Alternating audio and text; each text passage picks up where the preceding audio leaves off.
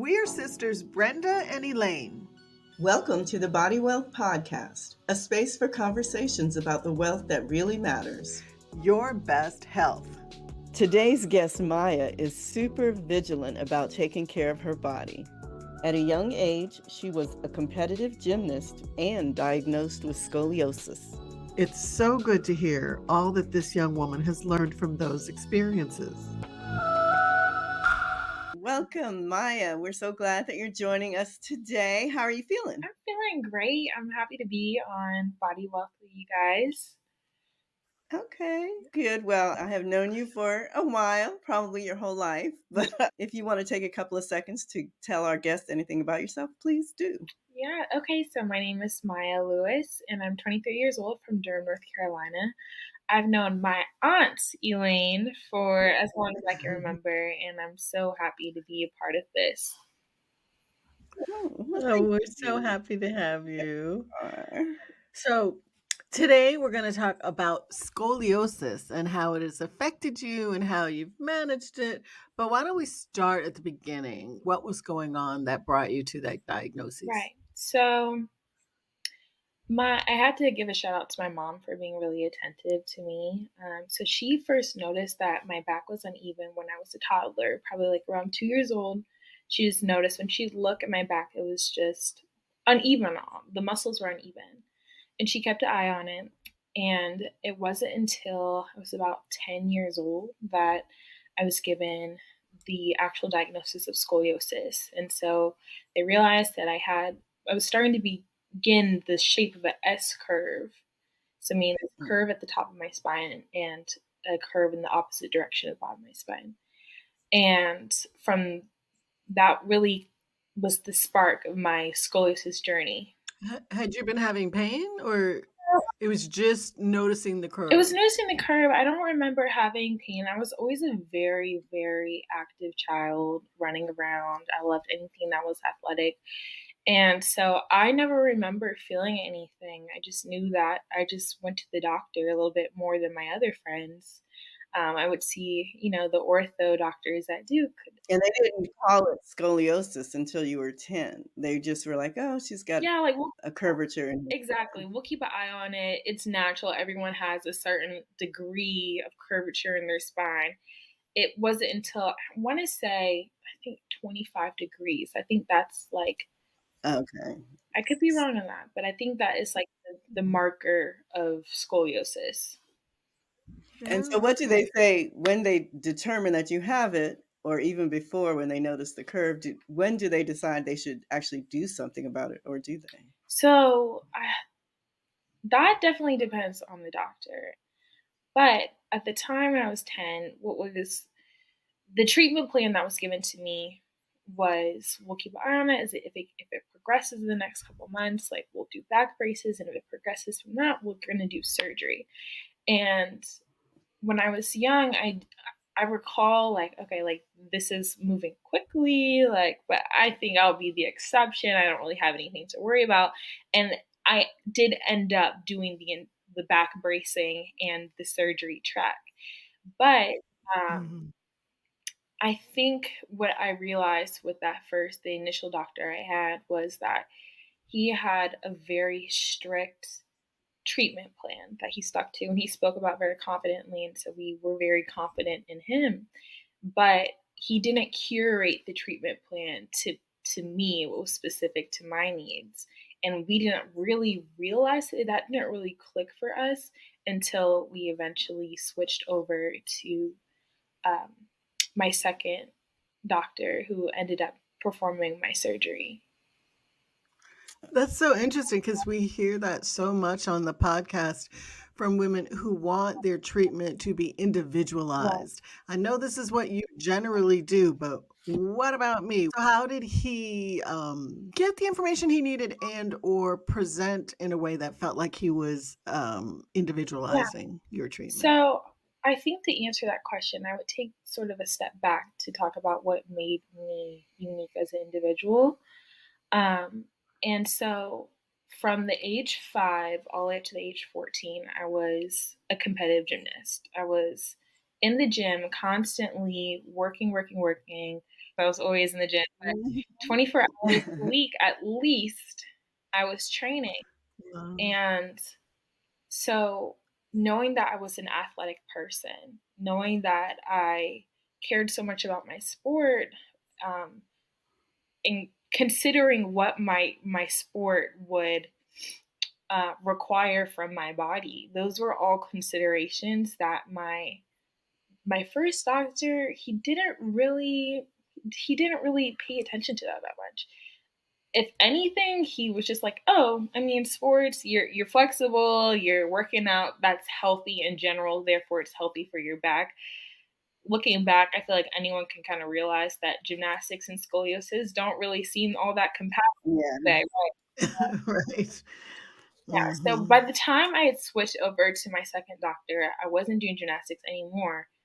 But he knew that I was someone that enjoyed being active. He considered, at the time I was a lacrosse player, like, do you want to pursue playing lacrosse in college? Because if so, then we can try to postpone surgery. Or do you feel comfortable wearing the back brace for 20 plus hours a day? Like, is that something that makes you feel uncomfortable? Do you like are you comfortable with how your body looks cosmetically with an uneven back? Like, there was so much more intention and thought, and those I didn't even realize those types of things could be considered in my treatment plan. Like, so often it was this separation. There was you and your physical health in your personal life that's dependent on the decisions that are made in the medical field about your physical health. There was a Ah, pairing yeah. of the two that didn't like, I felt like in a sterile environment, like a doctor's office, who was I to tell them what I wanted for my life? They were the Wow. so That's true, though. So having input into this decision was like a new that was new. thing for you with That the was second Yeah, that doctor. was new. And I was like, Wow. what other decisions could I have made for myself from ages 10 to 15 that would have changed? Well, let's go Mhm. back to this gymnastics for a moment because to me, it does seem like amazing that a doctor would know that you had these back issues because gymnastics is a sport that is so hard on your body and that they would, say, "Okay, you can do that." Did you notice anything when you were doing the flipping and everything, and how did your Mhm. team and coaches Right. respond to you? I think when I reflect on this question, I just can't help but think, like, man, like, the specific things that we're involved in our life really impact our relationship with our body, with our health, the way we even think about ourselves. And so, not to separate myself too much from other athletes that do other sports, but when I speak on gymnastics, gymnastics specifically is such a a body demanding sport. And Mm, it Yes. requires you to have a higher degree of attention to your body and how to kind of command it to do all these different moves, but also detachment from yourself. Like, you have to incorporate a higher degree of, I would say, bodily neglect. Like, when you are experiencing pain, you are taught, like, part of sport ethics is you are taught that you push through, you get through practice, you give it your all, so when your wrist is aching, you keep going. I sometimes wonder if there were certain pains that were indicators of my scoliosis and how it was affecting my body that I was actively ignoring. I don't think it was until I had gone through the back bracing and as I grew, my curve would grow deeper into its curvature. I would start having to, like, miss school. And once the pain crept out of my sports world and into my everyday life, I started to pay attention a little bit more to my back during practice.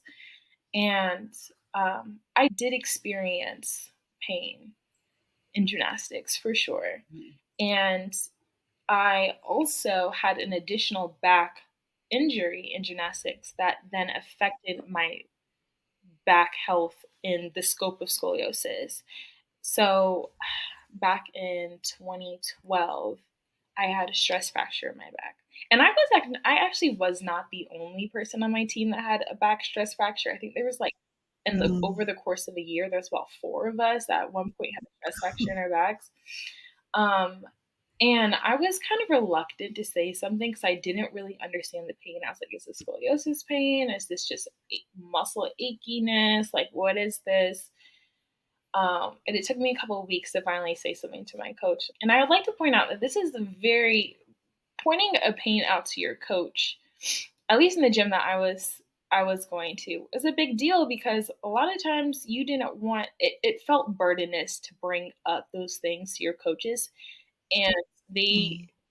like my coaches sometimes would be reluctant to sending us to the doctor in case that interfered with our training. If the doctor gave us some medical advice that would interfere with our training, then that was They didn't want to that hear. wasn't a good thing. So I brought it up. Mhm. Like, okay, I think at this point they realized so many kids had stress fractures at this point that so, and they knew about my scoliosis. So I went to the doctor, realized I had a stress fracture, and they put me in a different back brace.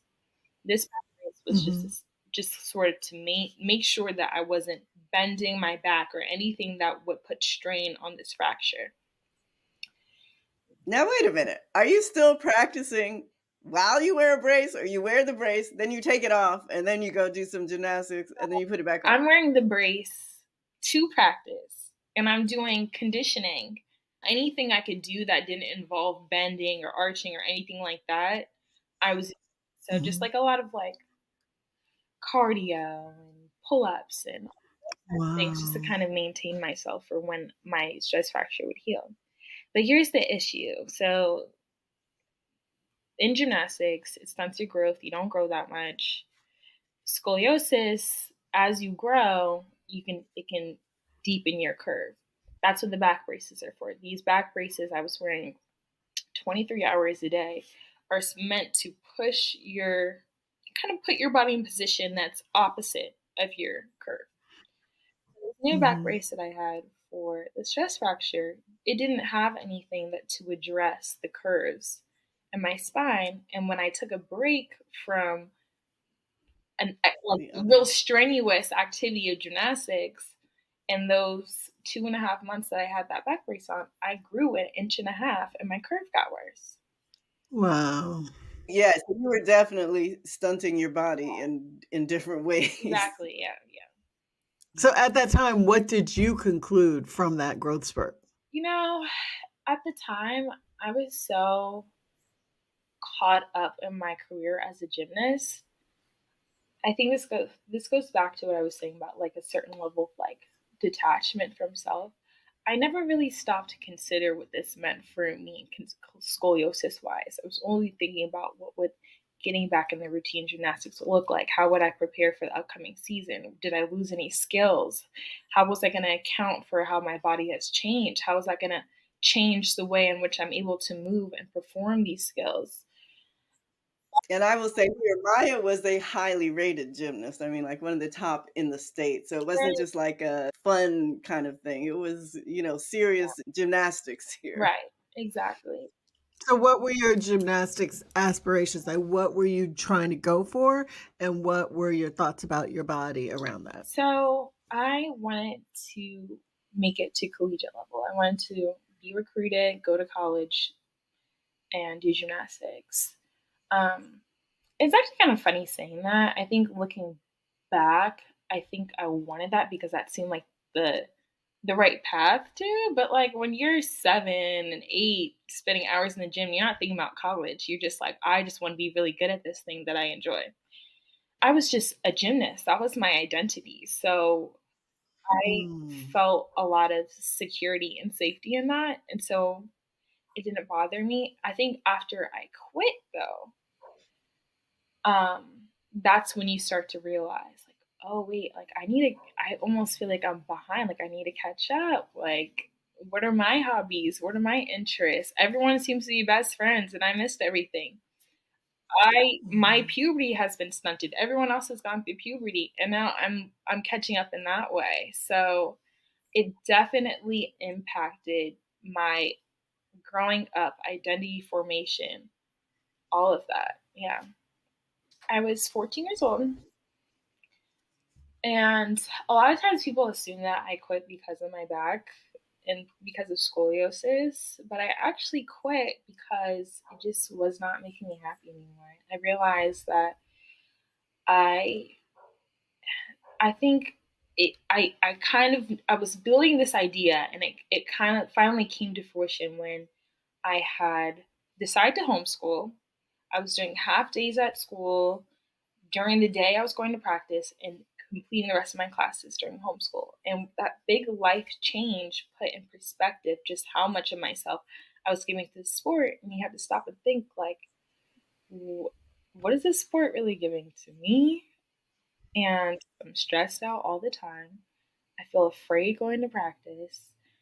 I Why were you afraid going to practice? You would be scared to mess up or to not do well and your coach to be upset with you, and then you feel like, am I not as good as the gymnast as I thought? Like, it would eat away at you and sort of how you felt about yourself. And I'm able to Mm. articulate that now. I think during the time I wasn't really able to articulate that. I just knew that I was fearful of going to gymnastics, and I felt like dread. So did you communicate that with your parents? Because I know your parents wouldn't want Well, that for you. yeah, So that's so no, I really didn't, because I think I knew if I said mhm. something to them, they would want to say something to my coaches, and I didn't know what that meant for me. Oh. And I think similar to the way in which our coaches were very, they weren't always pushing us to go to the doctors or seeing certain doctors. Maybe they want to see this us to see this doctor rather than that doctor because this doctor is a little bit more lenient and understanding of the competition season.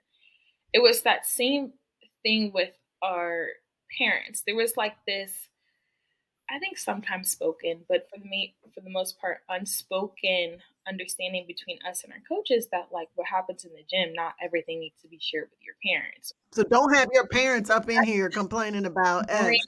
Ooh, that's so unhealthy. That's not good. And so, funny enough, I actually wrote my senior thesis at Spelman. I wrote it about how gymnastics can interrupt the development of bodily autonomy and agency in girls, and how that can impact you Ooh. in your womanhood. Yeah, so what inspired that thesis obviously is my personal experiences, but I um I understood that gymnastics, you have to have a certain, like I said, you have to have a certain command of your body. There's times where you don't want to put your body through this, but you know there are consequences if you don't. You don't want to go through the mental and emotional stress of someone that you look up to and you're trusting to yell at you or be disappointed in you or frustrate with you or make you do extra conditioning. And then on the flip side of that, when you do things, when you push yourself to another level, you're rewarded with praise. And so it you're kind of taken out of you start taking yourself out of the equation. You start to purposely neglect feelings in your body for the sake of um, getting to perform and do well. How that same habit can start to trickle into other parts of your life. Like, for me, I have recently started changing the ways in which I do things because I'm like, oh, Maya, you had back. Yeah, so I was gonna say, when you stopped, how did you figure out how to regain all of that for Exactly. yourself? Like, I can't carry furniture on my back when I'm moving anymore. Like, that's just, I shouldn't do that. Even though I can, doesn't mean that I should. And so Yes. that is a ongoing process. I'll say when I quit gymnastics and when I got ended up getting the surgery in 2017, and we can talk more about what that all entailed. But when I got the surgery in 2017, having to really change, it was a complete change in my reality. Like, I've always been this athlete, this powerhouse. Everyone knew me as being really strong, uh, really physically capable, and for that to immediately be on the flip side of that was really challenging for me. And sometimes I felt like really frustrated that why was I given all this natural athletic ability and passion for athletic ability just for me to be in a body that isn't compatible with that? Like who I am besides my this one thing I've been praised for my entire life. Like When you had the surgery, going back to it was a major surgery. I mean, you were on your back for months. I got the surgery the summer of 2017, and the surgery it's 9 hours long, and Mm. they open you up. They put two titanium rods in that kind of fix the curve. As much as it's my back isn't completely straight, but it's definitely better. They fix the curve. They put some screws in there. They fuse it with bone chips, and they sew you back up. And they actually have you walking the next day, which is Wow. I was like, what? When they told me that, I was like, the next day? I don't know about that, but I was up and walking, and it felt like I had a completely different body. So not only is my spine in a different place, my muscles have now moved around. I'm 2 inches Mhm. taller. I went from 5'4" to 5'6" in a matter of hours because the surgery kind of Wow. The yeah, it curve. just started to see you out. Um, Was it painful though? Because I can imagine you straighten it out, this muscle that had been short or this tendon that had been short is now gotta cover a longer distance. Was there pain? Definitely, there was pain. It was just complete adjustment, and I always coming from gymnastics again. I always prided myself on being able to push through things like that. Like I thought I was beyond physical pain. It could have bothered me, but Mm. it was the pain, just the overwhelming feeling like my body is different forever. Like I having to have someone help me up the stairs when I don't like receiving help, things like that. All of those things definitely make the recovery just a a difficult time. It was difficult. So did you have emotional support? Have you talked to a therapist about all these changes or I think that's something that I would like to do. I never talked to a therapist. I think, well, one, I would say that my friends and family were so supportive, like constantly sending food to the house, coming to visit me. But that's great. I think it would be helpful for me to talk to someone at some point because it was a huge life change. And I think that I was so accustomed to just kind of pushing through what was ever going on in the present. And I was just like, it was just, you've been preparing for the surgery, you had the surgery, you recover the surgery, and then you go on about life. I didn't really stop so much to consider what was going on. Do you feel normal now? I think I feel normal, like this is my normal.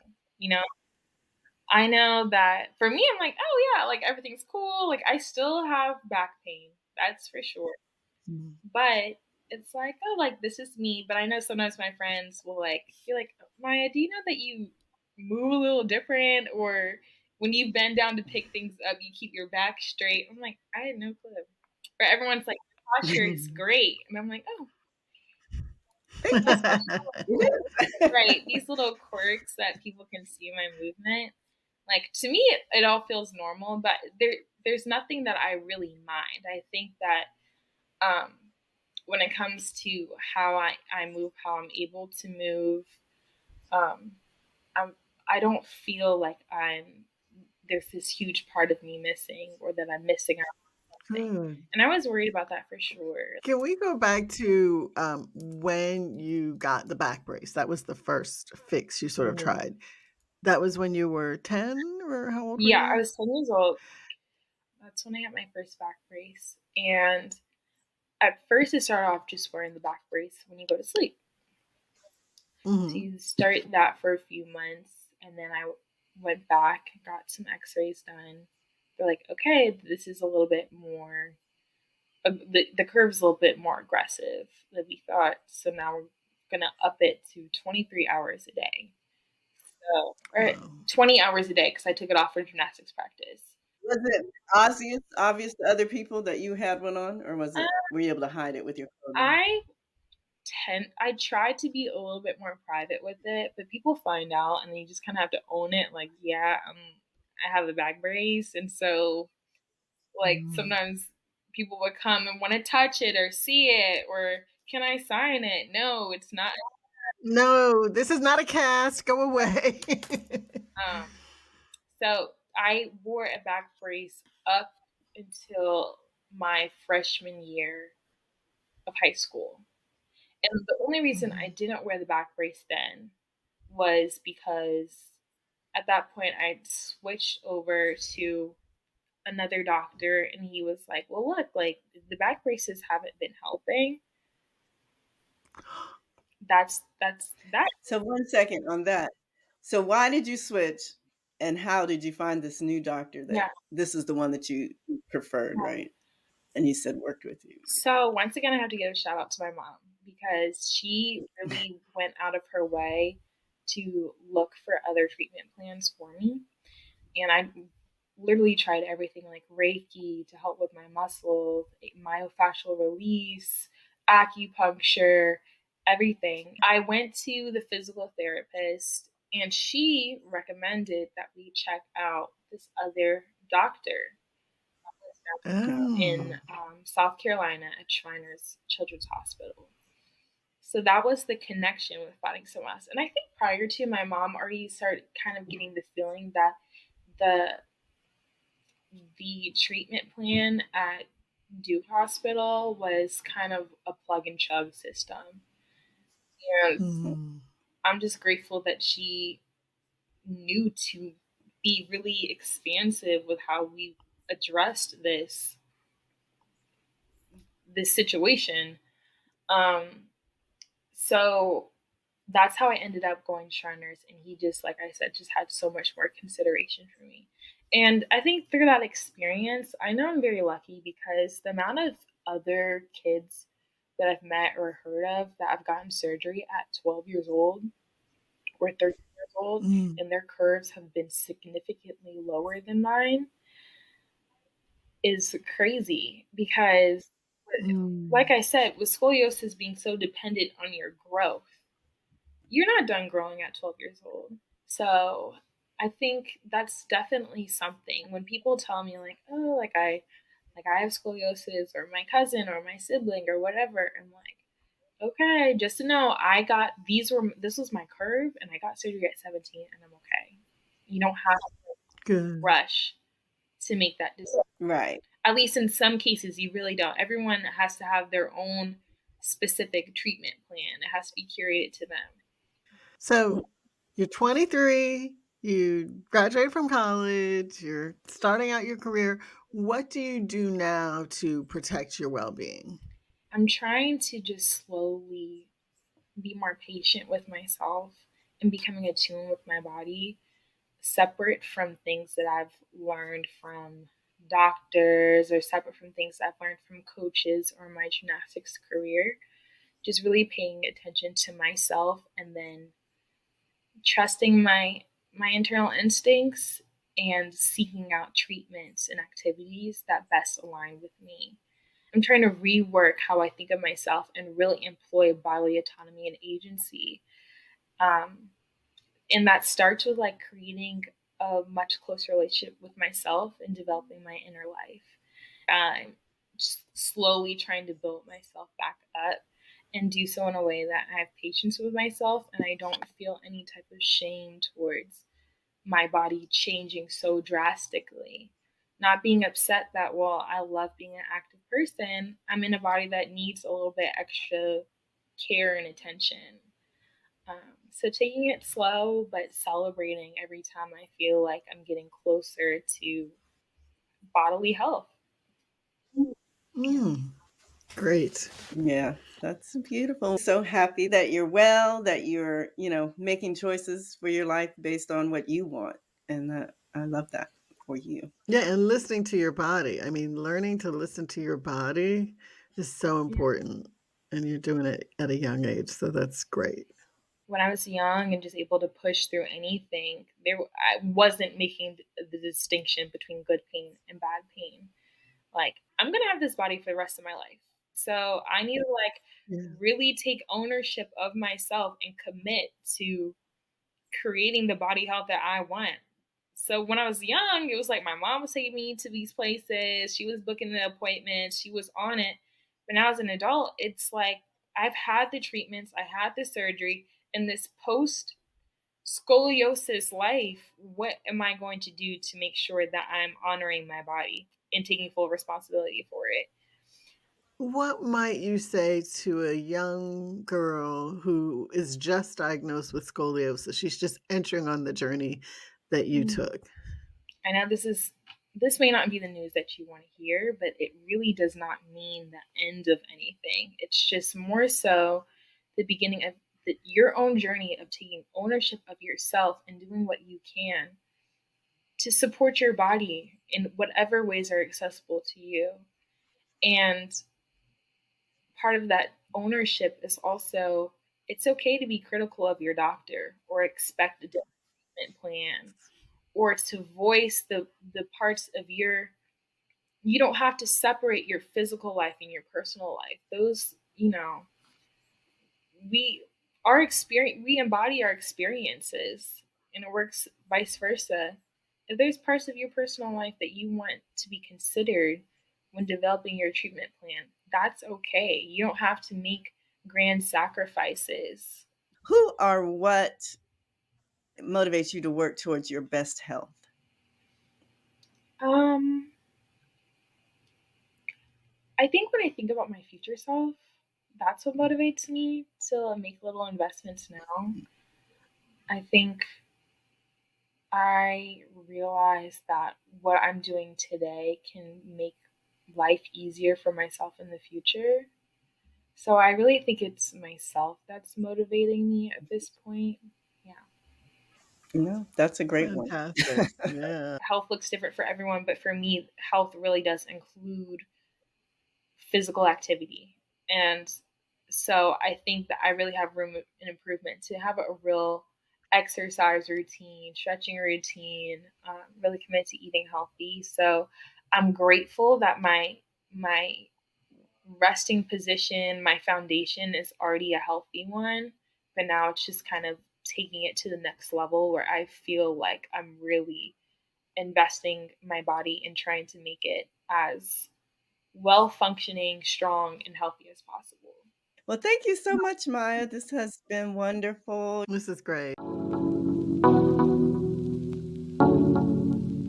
I was so struck by the amount of reflection that Maya did about these events that happened to her young in her life. I think they were pretty impactful for her. And she spent a lot of time trying to understand the medical decisions and other decisions made in her life and how they affected how she thought about herself, how they affected her relationship to pain. And I was really impressed with something Maya talked about, which I'm going to take away for myself, which is finding a doctor who, of course, not only just listened to you and communicated with you, but who was willing to look at your whole life, your life priorities, how you wanted to live your life to inform the options that you discussed with him or her for your care. Yeah, and I think that as a young person, having these interactions with doctors is difficult, and you have to have your parents involved. And she was very fortunate to have parents who listened to her and also were concerned about her getting the treatment that helped her form the life that she wanted. So parent involvement is key when you're young.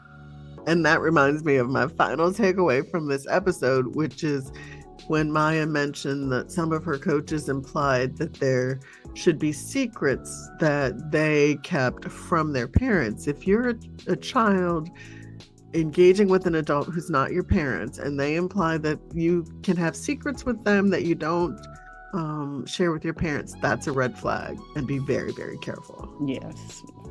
Thanks for listening. We hope this episode inspires you to increase your body wealth. If you like our show, please subscribe and tell a friend. For resources related to this topic, please see the show notes. And be sure to follow us on Instagram at Body Wealth Sisters. The Body Wealth podcast shares personal stories to inspire you. It does not constitute medical advice. For that, we encourage you to work with a trusted healthcare provider. We also want to remind you that the views expressed by our guests are their own. This podcast is dedicated to our mother, Jean Fernandez Barbour, who showed us what advocating for yourself really looks like.